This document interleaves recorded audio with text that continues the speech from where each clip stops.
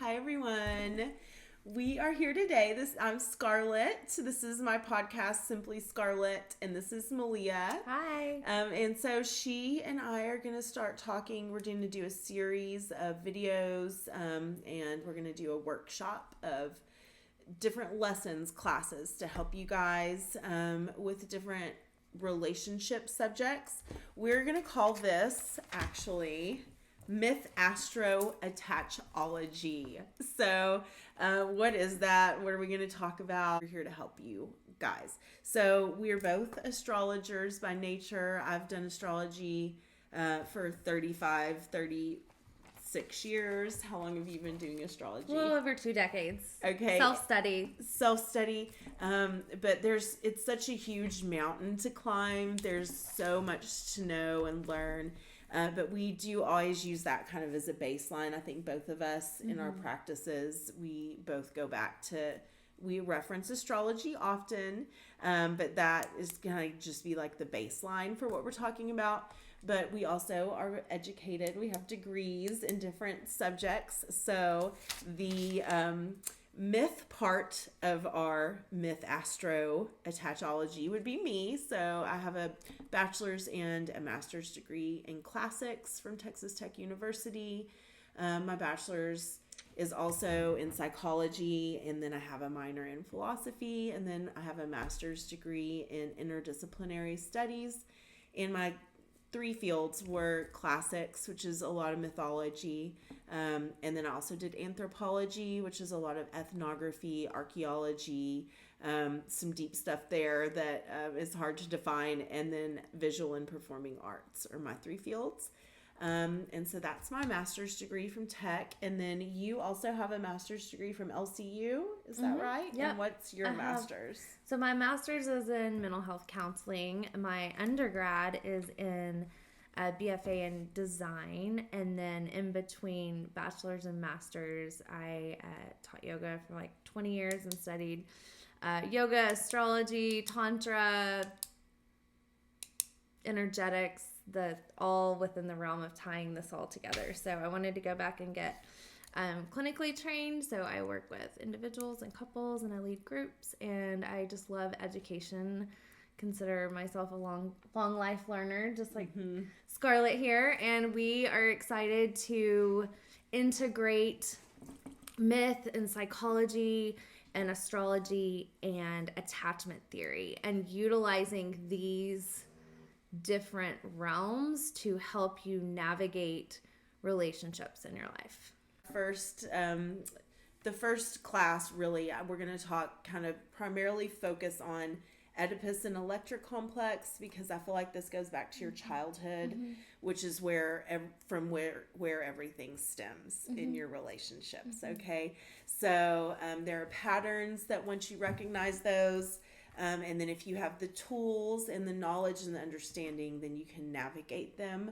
And then how does that develop into other aspects of your adult relationship? What is the role of the narcissist in this sort of scenario? But that's also one of Malia's specialties, and something that I see people really struggling with a lot. There's a lot of struggle right now in the world. A lot of it.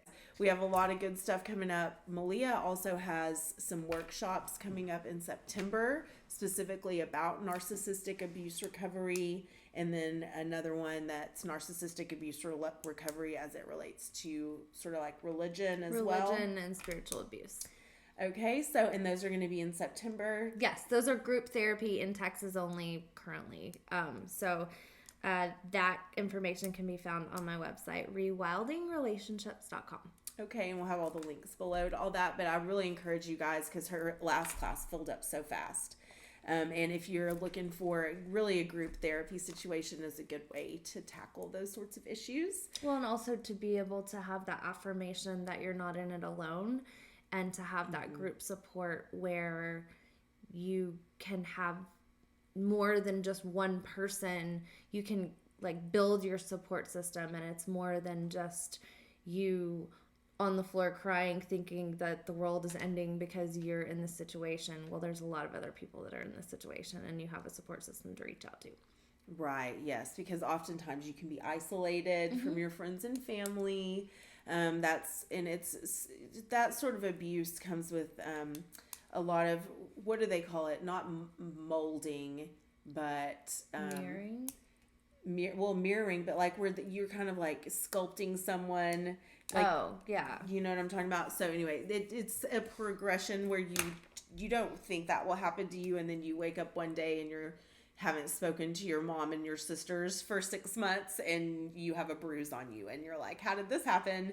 But it's a slow progression of steps that leads you into that sort of a psychological abuse. Now, from where did that stem? Your childhood.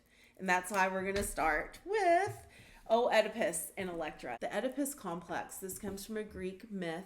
Basically, the Oedipus complex is for men, and the Electra complex is the inverse for women, but the culture is not so binaural anymore. So we're going to just talk about how it relates to your childhood. There's psychosexual stages of development, oral, anal, phallic, latent, and genital. Okay, so this, according to Freud and Jung, especially Jung, if you have something happen to you in your phallic stage, which is 3 to 6 years old, then this is kind of when you become fixated in this Oedipus Electra region that manifests over and over in a karmic loop throughout your adulthood with your other relationships. I also see it where there's like, say for example, something that your father didn't provide or your mother didn't provide, and so you go and seek that particular thing from a potential partner. Exactly. And even when you say astrology connects into this, because I can't tell you how many times I've dated a Leo.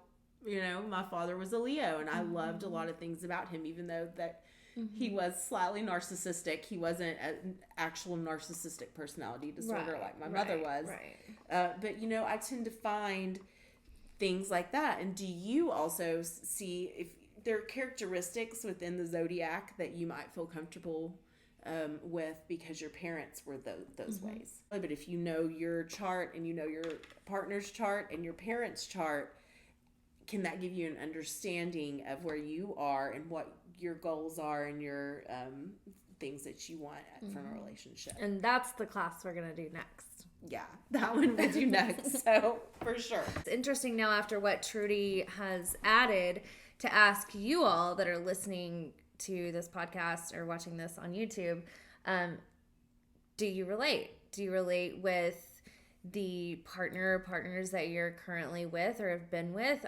Do they have the qualities that your mother or father or your primary caregivers had? Just something to consider when you start to look at dating or potentially being in a relationship with somebody. Because isn't being aware of it half of the struggle? You're doing this because it seems normal. So anything that you see that looks normal, do the opposite of that, okay? How can this relate into the dating world? Because I think this is really common no matter what age you are and you're in the dating world. Like, understand the patterns. Like, we're talking about patterns and symbols, and like if you know your primary caregivers or you know your mom and your dad and you know those kind of like those relational patterns, can you start to consider those before you just dive into the dating pool? So you can, you know, when you're dating, people think you're just like putting yourself out there, but really it's just like a place to interview, to get to know someone else, to see if they align with your values. Exactly. That's if you approach it in a different way. Approach it differently. You know, like, just like when you're trying to stop a habit, like being aware of it is the first thing, I think. And then, but also when you have a parent that abuses you, that you love, you want to make excuses for them, I think. Is that true? Yeah. And that's also mirrored. And that's that abuse cycle that's so hard to get out of. Oh. It's like, because the abuse cycle is the abuse occurs and then they tell you they love you. And so you identify that in your brain chemistry that the abuse is actually a sign of love. And so once you grow up with that and that's in your brain and in your nervous system, then that's what you're going to essentially attract or see that is you're normal, and that's not healthy. And also be aware of your patterns, but it's like, be aware of it. Because if you have someone that abused you in the past and it was a parent, you tend to still love that parent. Physical abuse, you can see more and is easier in a lot of ways to deal with than deep emotional or psychological abuse, especially from childhood, that's so deep that you aren't even aware that you're being abused often. And that's what a narcissist will do to you. So it kind of goes hand in hand. But if you did have one parent that was a narcissist, I do say that you tend to find narcissists, because I know that I fall in love with narcissists. Or even if a sibling too, like a close sibling. Or even aunt and uncle, grandparent, somebody that's like has an influence over you as a child. And you're constantly trying to please that person. Preachers. I'm trying to be nice. But she has a group for you people. But how do we help everyone be aware of, well, now we can recognize it. Well, and this is the thing, and this is the other reason why Trudy and I really wanted to do this series, is because there's a lack of relationship education in our world. And relationship education is probably the most important life skill that we can gain and invest in.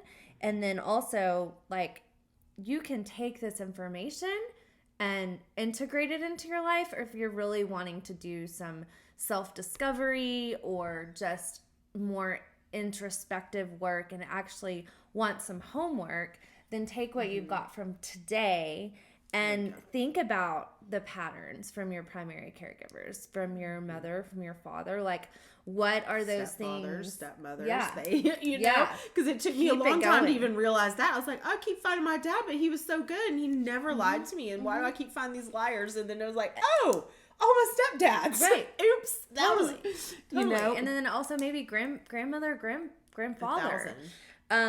Go through those relationships and see if you can identify any sort of patterns that you're noticing. And then depending on where you are in your lifetime, like how old you are,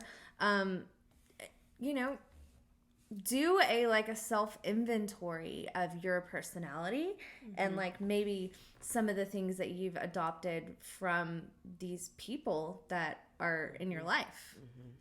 And so that's how you get to know yourself on a deeper level. And then we can take this even deeper with the astrology stuff and understanding the houses and understanding the signs and a number of other things. And the conversations between them. Look at your chart. We'll teach you how to find your chart. It's on, sorry, I skipped ahead a little bit, but Time Passages is the one that I use a lot. Malia uses. It's an app on It's an app. iPhone and Android. If you don't have access to that, you can also go to astro.com. Astro.com, yeah. And then once you learn how to calculate your chart, because know thyself. But Malia and I are going to talk about how to understand those conversations within your charts. It's called synastry, to understand that dynamic. We're going to kind of guide you. We're not here to give you the in-depths of astrology, but how we learned was through self-study. So we're basically going to give you a guide or kind of hold your hand and kind of teach you how to study it yourself. Exactly. Because that's where you That's how you learn, is by studying. We all studied ourselves, and then we would make charts on each other. I remember when I started doing astrology, there was like a paper. It was in this book. I have to show y'all. But there was like a paper chart in the back, which was so 80s. But I spent hours as a child, like just look at this crap. What Is that the ephemeris? I would get I don't even know. Yeah, that's I would get ephemeris. and I would have to get a ruler and it's just, now you have computers that makes it so much easier for you. But also I do actually give private lessons at Rock Paper Shears in our private readings where we can just one-on-one talk about your chart, and I can kind of show you one-on-one, and I'm sure you could do that as well. Like, you could even come help me do that. So I only bring up astrology in the clinical setting if the client brings it up first. But if you want like a private reading, like I can help you with that, like on my own if you really don't understand it. But also you can just message us and we can help you, guide you to understanding yourself a little bit better, and understanding those things. That's how we're trying to tie it all together with the whole MythAstroAttachology. Like what can you pull from myth? What can you pull from your astrology? What can you pull from synastry, which is compatibility, whether it's with like a romantic relationship, a friendship, a sibling, or a colleague at work? And then also, like, how do you tie in your knowing what your attachment style is, and knowing how you relate with other people, and knowing what's healthy and knowing what's not healthy. Right. So, like, these are kind of like the foundation. Different foundations pulling from a lot of different information that you can learn about relationships and yourself. Exactly. And so just know yourself. Think about Know thyself first. Know thyself. Know thyself. Yeah. And then also this other quote that I pulled from Carl Jung is, habitual repression of the emotions is dangerous. It can even endanger life. So, like, back to what we were saying with the homework, if you want to incorporate some of this and, like, really do some homework,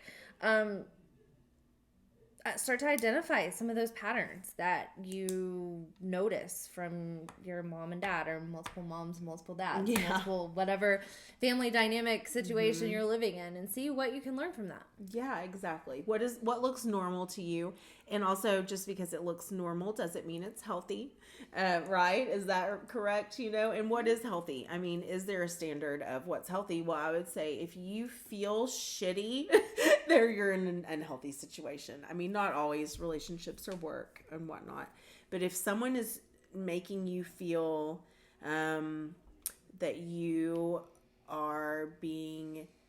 the problem, you're crazy. This is where we'll get into gaslighting later on in a different course about I think that we'll have just a whole separate course on narcissism. We'll have to have a different one of that. But also, we have the group therapy for narcissisms coming up in that starts in September. That's for Texas only currently. Recovery from narcissistic abuse is going to be on Tuesday evenings from 7 to 8:30. It's going to be online via Zoom. You have to do an intake assessment. So if you're interested in that, you can email me at malia@therapywithmalia.com. And then the other one is for religious or spiritual narcissistic abuse. We're going to do that on Thursdays at noon. Again, these are online via Zoom. So if you need to just have a lunch break in your car, or wherever you're needing to be in a safe place, that's the reason why I wanted to do these online, so it's safe and convenient for you. And let me ask you this.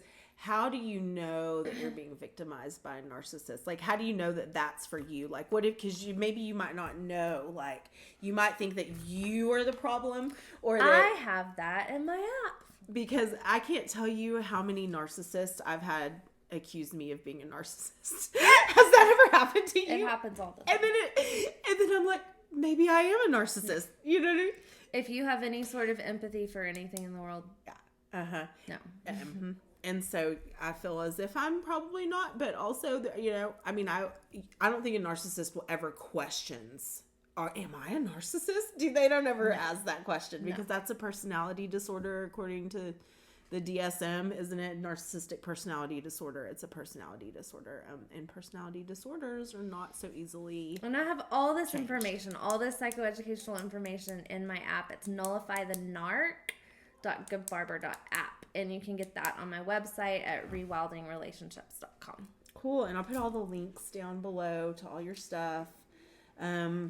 So that's all the plugs we have for today, except I will say, come to First Friday Art Trail. I'm going to be doing tarot readings. We got candles for sale, jewelry and stuff like that.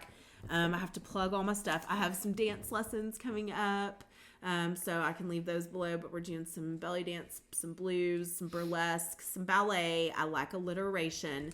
And then also, with the Pyro Sapiens, we're doing, also with Hub City Normal and, the drag queens, we're going to do at Prima Vista, a back to school backpack drive. It is going to go to the District 1 schools in Lubbock that need it most, which is like OL, Slayton, Brown. I can't remember all the other ones. Awesome. Yeah, so Troy's worked really, really hard on this, guys. There's going to be roller skating. There's going to be artists. There's going to be tattoo artists. There's going to be fire dancers. We're just going to have a great time, and we've raised a lot of money to donate to schools in need for the back to school backpack drive. I'm going to show you this really fast, but also I'll leave links below. So those are all of our events that we have coming up, guys. And then, you can do our online courses as well. So we're going to have them individually, so you can purchase individual, or you can wait till we're done with all of them, and then we'll do a special discount and bundle them up all together. Right, because in the courses themselves, we'll have more actual tools of who, what, when, where, why, how, and we'll go into deep depth and work with you individually. And we'll put a little workbook together, too, that'll be included if you buy it by the bundle. Yeah, absolutely. Yeah. So email us, message us if you have any questions. We love you guys, and we hope to hear from you soon. Mwah.